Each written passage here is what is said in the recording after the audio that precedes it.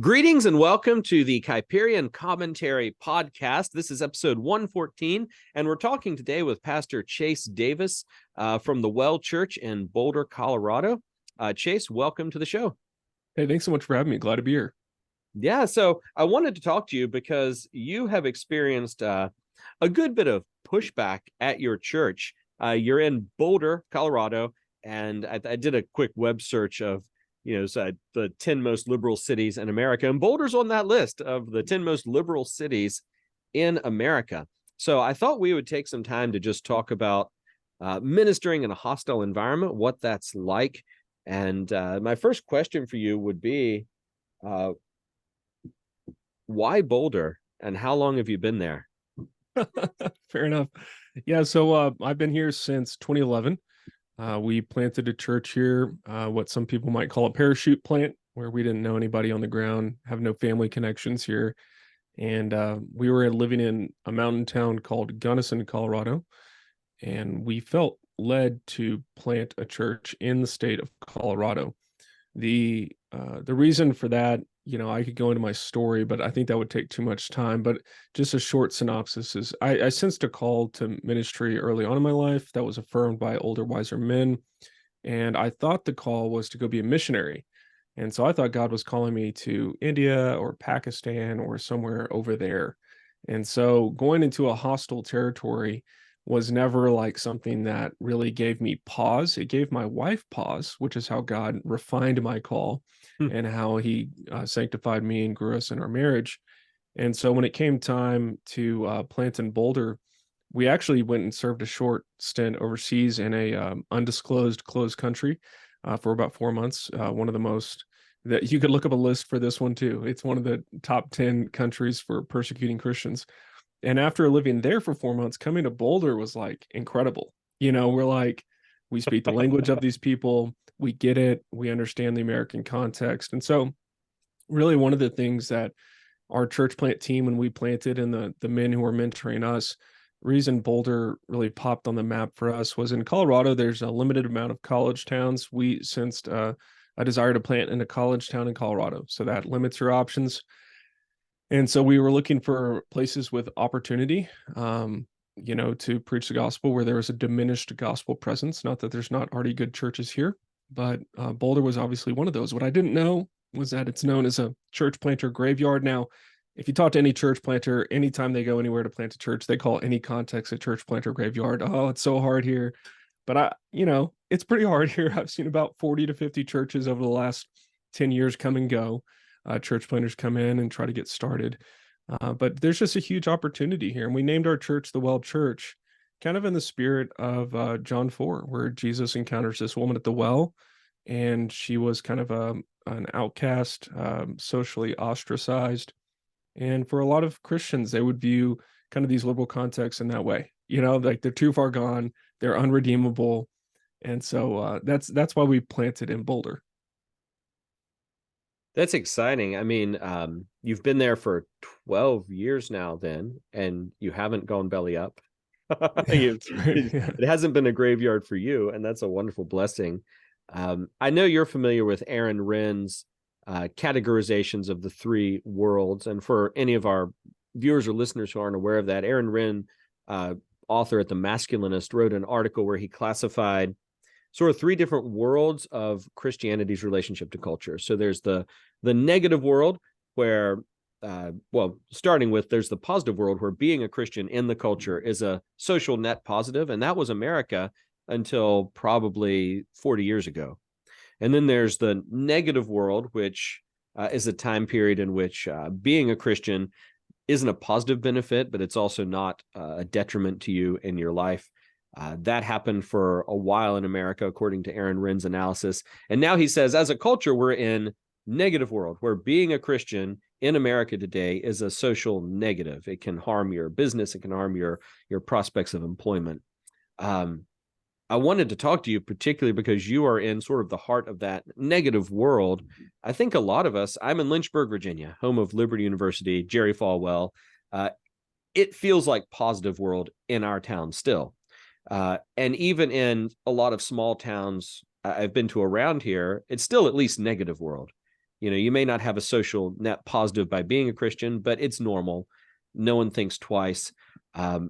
So as a whole, the country sees Christianity as a negative thing. All of the cultural institutions are run by people that hate Christ. But we haven't felt it here yet. And there are lots of small towns that haven't felt it yet. And I think someone like you, as an example, you are experiencing it and it's coming our way. So it's something to keep in mind. Like, here's how do we prep for that? What strategy did you have when you came to plant a church in Boulder?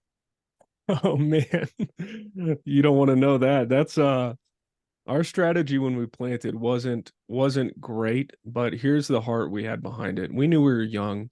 We were young men when we planted in our 20s, and we were just trying to take the best from what we had seen from other generations. So when we planted, we were intentionally what you would call a missional church. We were trying to do all the stuff that a missional church would do, meaning what can we do to reach people here with the greatest impact? How can we reach the most amount of people?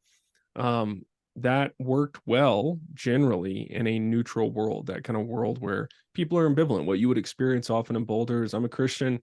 People be like, okay, cool. I'm like Buddhist, and like you would have very minimal negative experiences as a Christian, even though you knew that most people here aren't Christians.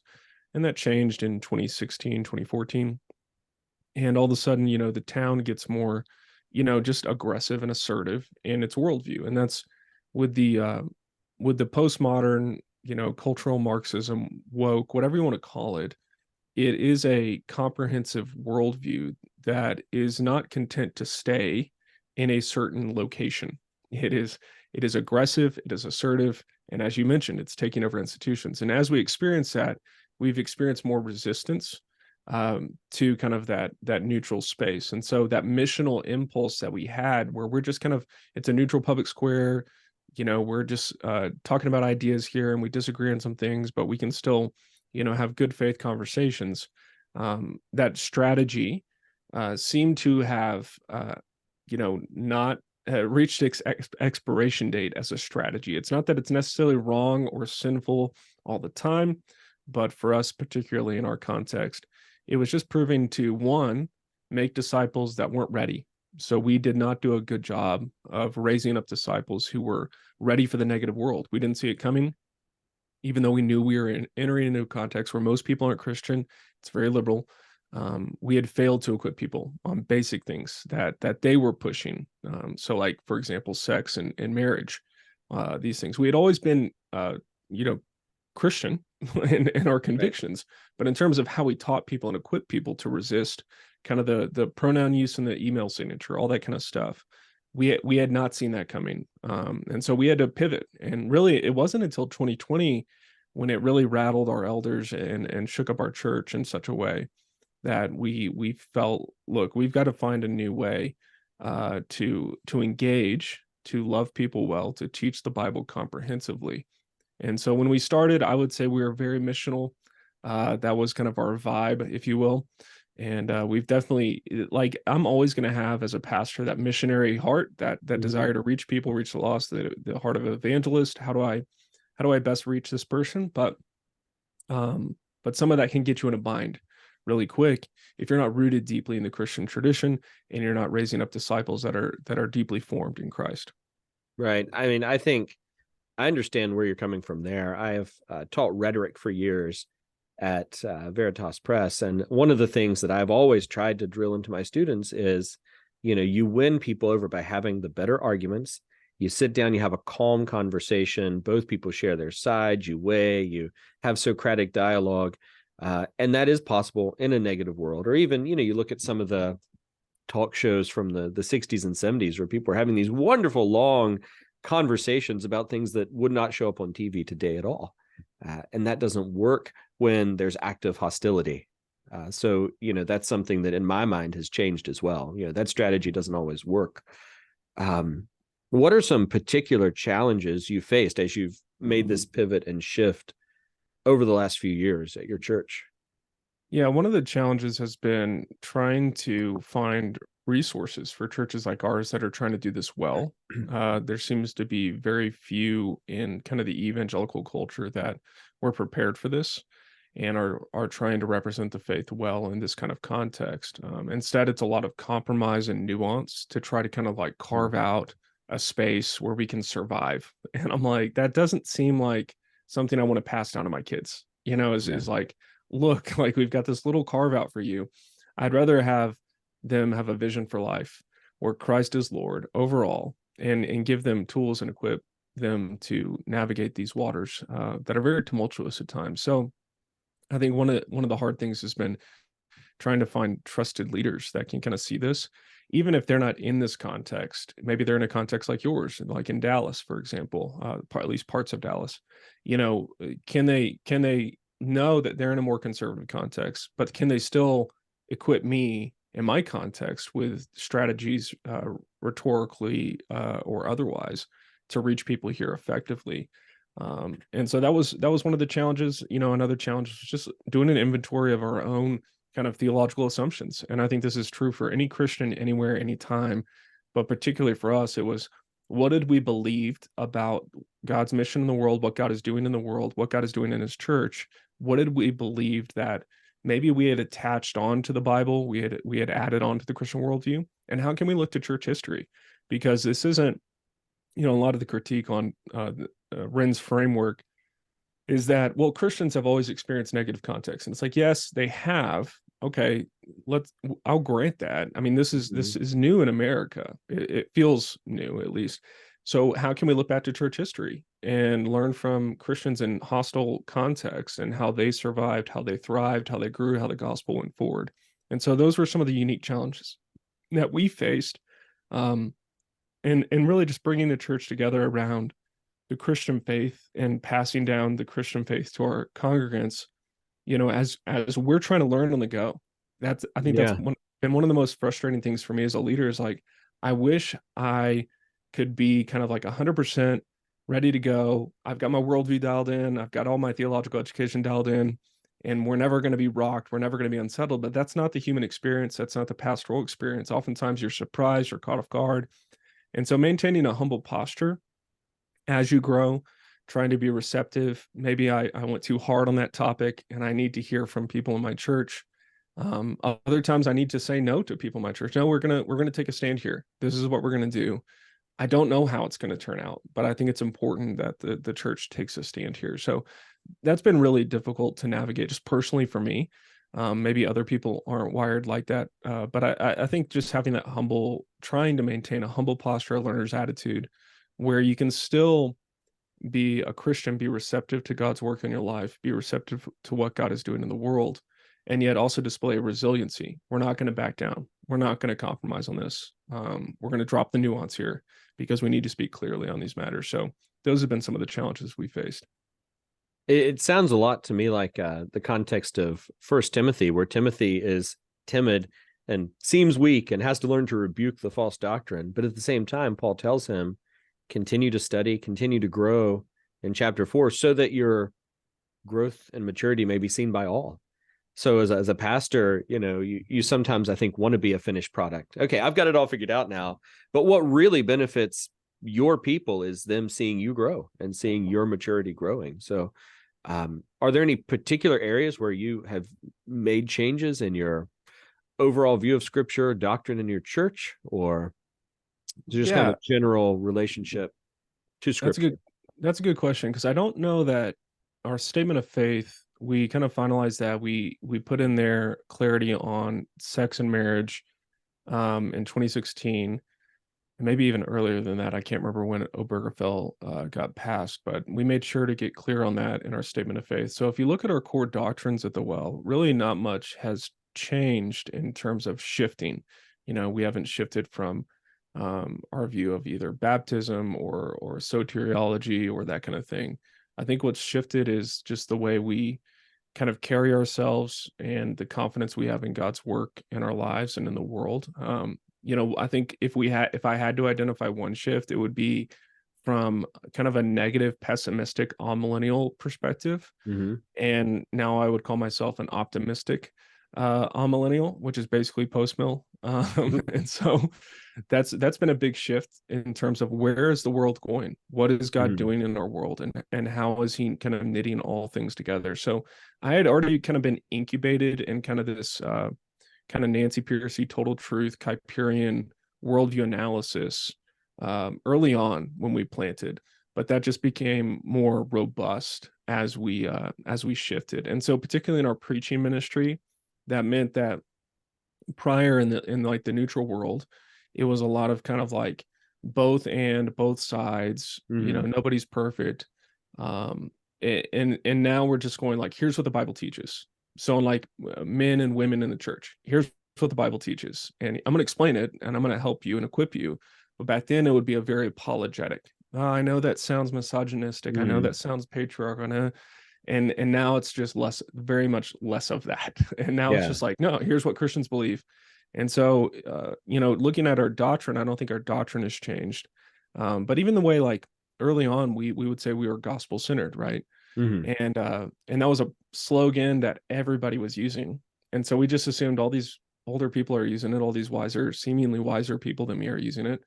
It seems good. I mean, I became Calvinistic in my soteriology around 2011 when we planted, which I don't recommend you figuring out your soteriology as you plant a church. Yeah. Um, but I think we had adopted a lot of words like that, taught people those frameworks, and then all of a sudden, once we see that, look, gospel centered isn't a comprehensive way to understand scripture. It's actually very partitioned, and it reduces the comprehensive nature of our salvation to the death and resurrection of Christ. We don't talk about his Right. ascension, incarnation. We don't talk about the 4 chapters of God's work in the world. We just kind of partition it off in that way. And so that was a shift for us. Like, how do we teach a comprehensive gospel message of salvation to the nth degree? Pushing it to the margins where Christ's lordship is over all, and not just not it's not a cowardly lordship. It's a it's Yeah. a it's a positive, beautiful, comprehensive lordship. Right. Which is baked into the Christian faith everywhere. As Yeah, soon as you start seeing it, and you see, thy kingdom come, thy will be done on earth as it is in heaven. That's how Jesus taught us to pray, right? Or the Great right. Commission. I was just talking to Andrew Sandlin a couple weeks ago on the podcast about postmillennialism. And one of the things he was talking about is how it's enjoying kind of a renaissance and a big growth in a time when it would seem like everyone has more reason to be pessimistic.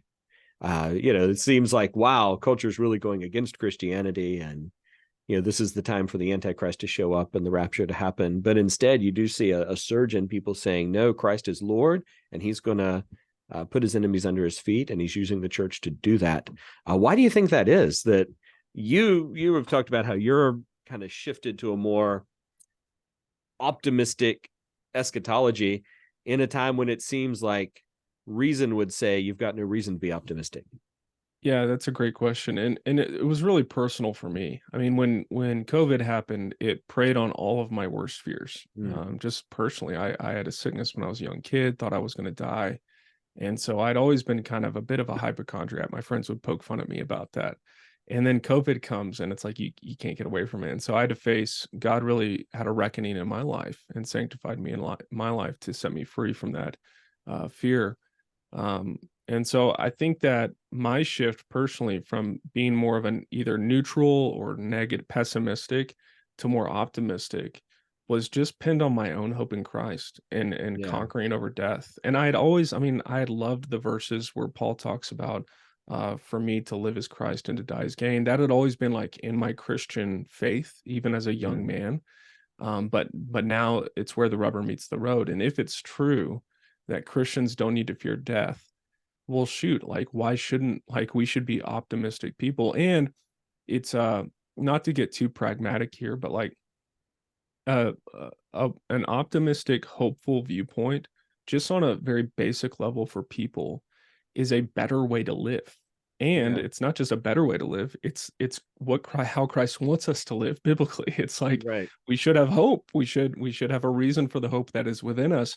And if we as Christians don't find ourselves with hope, with kind of this optimistic, hopeful spirit of what Christ is doing in the world, then that says more about us and our own proclivities and fears and sins than it has to say about Christ's lordship and where it's going. And so just for me personally, it was a very personal experience of sanctification in my life.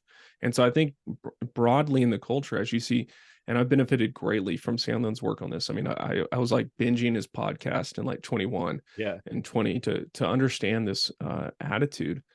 And it was just like, okay, cool. Like the world seems to be getting worse and worse.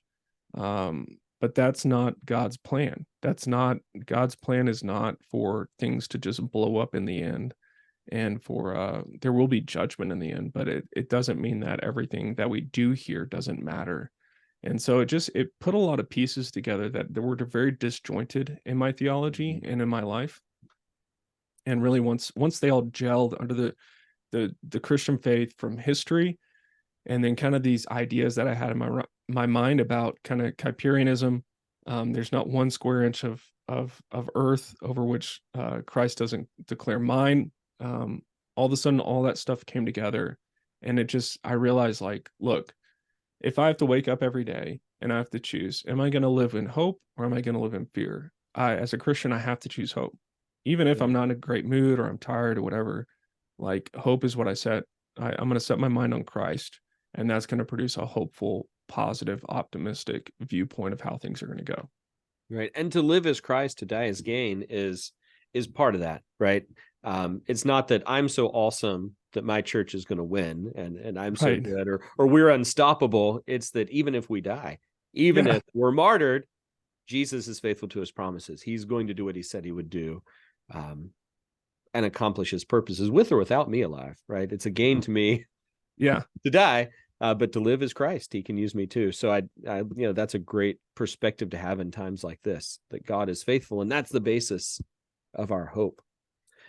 Could you talk a little bit about, there are challenges in living in a hostile environment and in ministering there, uh, but you've talked about how it's changed the way you've talked about scripture. It's changed the way you've taken stances on issues.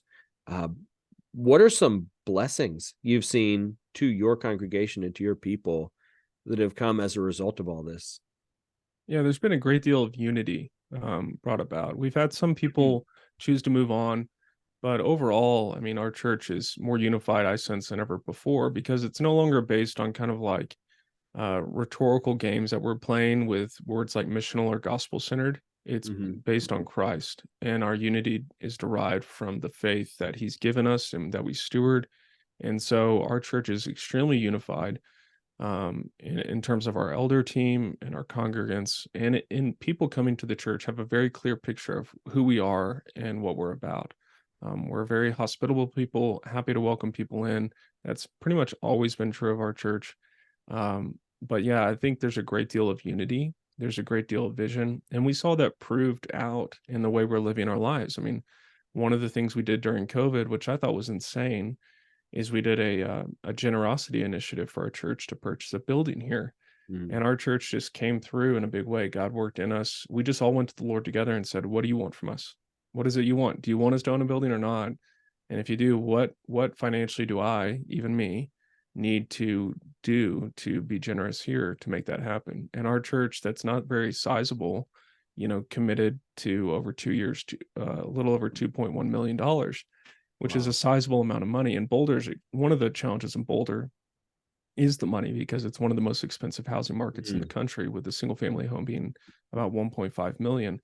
And so then we had money raised, we had the initiative, and God made a building available to us in our town. One of the challenges in these contexts, whether it's urban or not, is that in a liberal context, they kind of have a view of dominion that should make Christians a little jealous in a sense, Mm-hmm. in a holy way. Is that in Boulder, there's no land to build on, and Mm-hmm. so the only properties available are going to be commercial or religious spaces that already exist.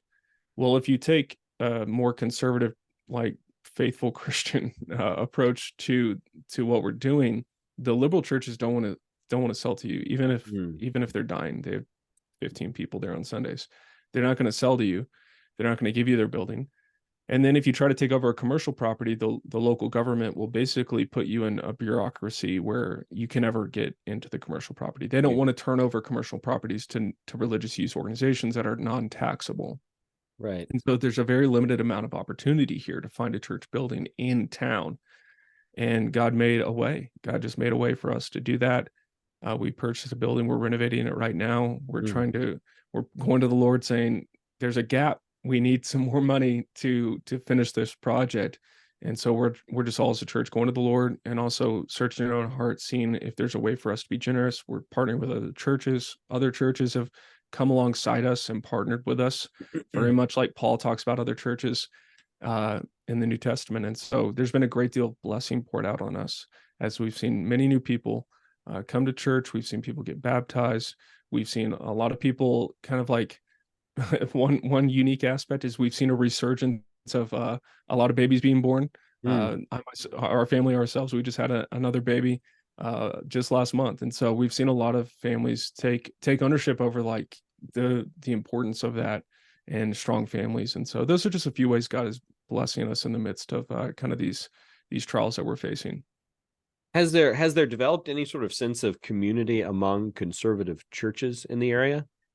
I know sometimes there are two options. One could be the mindset of scarcity. There are X number of conservative Christians. If you, the conservative church, come in, that means we lose. So Yeah. competition. Or there could be coming together in community, and this is great. The more of us, the better. Yeah, Boulder has always had a unique unity amongst the conservative churches here in town, and so that was already prevalent here, Mm. which was really unique. In other contexts, like you mentioned, it's more of a competition scarcity mindset, and we came in and we were just trying to be as receptive as possible. We didn't have the attitude of like, no, there's no churches here. We were just trying to have an attitude of like, hey, we'll learn. We're just one piece of the puzzle here of what God is doing. And so in the last couple of years, yeah, there's been unity. There has been unity amongst the churches that are faithful here. And yet there's also been trepidation, especially I would view our church as one of the more assertive churches in town in terms of the Christian worldview and promoting Christ lordship over all of life. And so we're just not ashamed of that. And that's caused some unsettledness amongst the unity. There was kind of Yeah.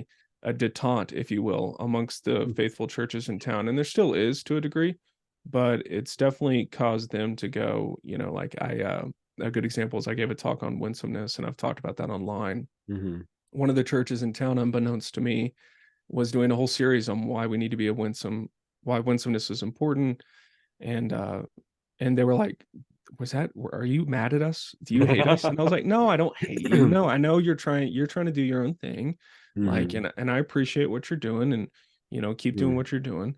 But a great example is like when Roe v. Wade was overturned, which in Colorado, like you can have an abortion. It's crazy. Like one of the most gruesome, not even clinics, kind of mills in the state is in our town. This Mm. guy takes pride in murdering babies. And so when Roe v. Wade was overturned, I think we were one of the only churches. I hate to say the only because I'm sure there might have been one other, but we were one of the only churches in town that like took that next Sunday and just preached on that topic and why Mm. it's good and why this is a good thing.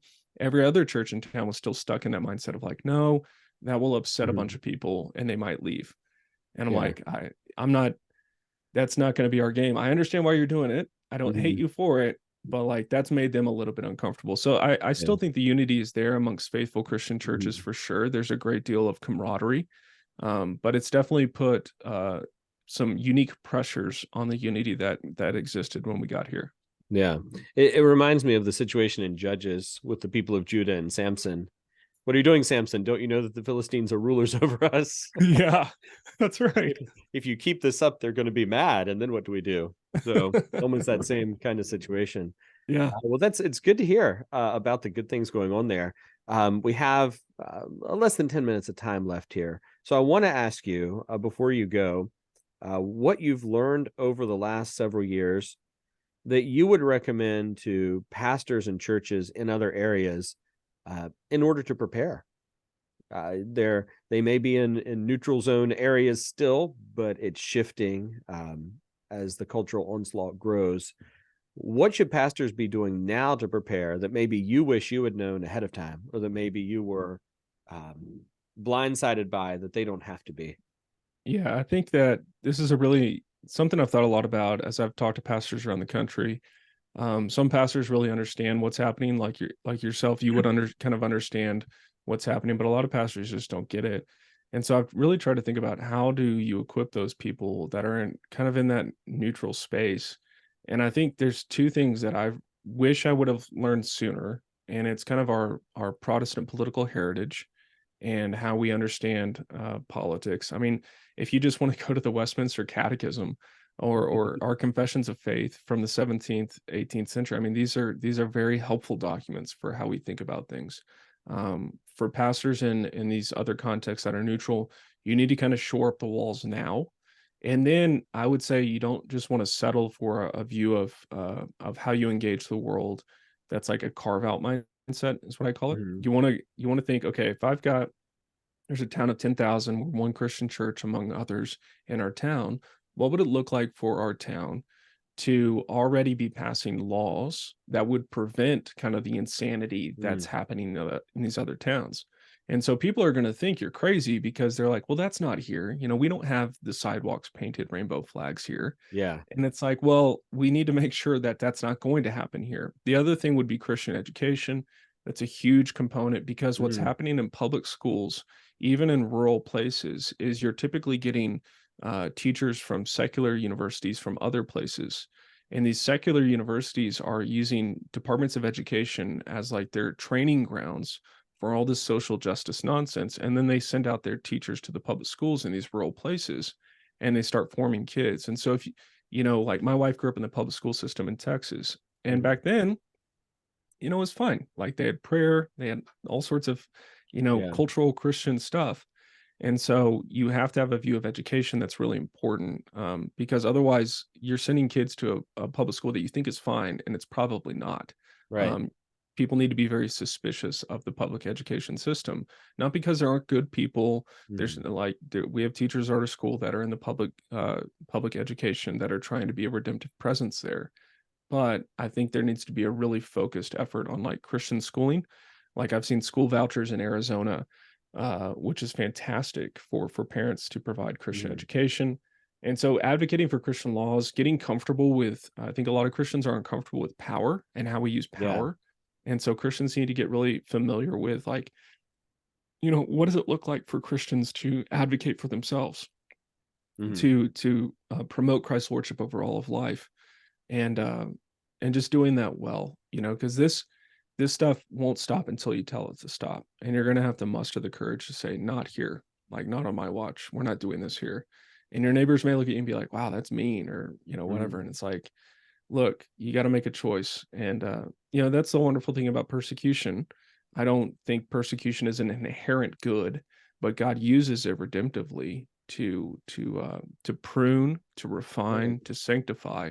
And so it's a huge opportunity for Christians to mature in this way. So yeah, education, politics, power, um and really, you know If you say pedagogy instead of education, you've got three P's there. there you go. Yeah, and pedagogy is a That's a great good word. sermon. That'll preach. That is, yeah. And it might work with tri-perspectivalism, which is what my book is Yeah. about. And so Okay. so yeah, I think those would be the three I would highlight. Great. Well, thank you for being with us today, Chase, and talking to us. I hope this is really helpful to pastors who listen to it. And it was good to actually get to meet you in person. I've followed you on Twitter for a long time, and so it's nice to get to meet you. So thanks for being here. Thanks for having me, man. This was great.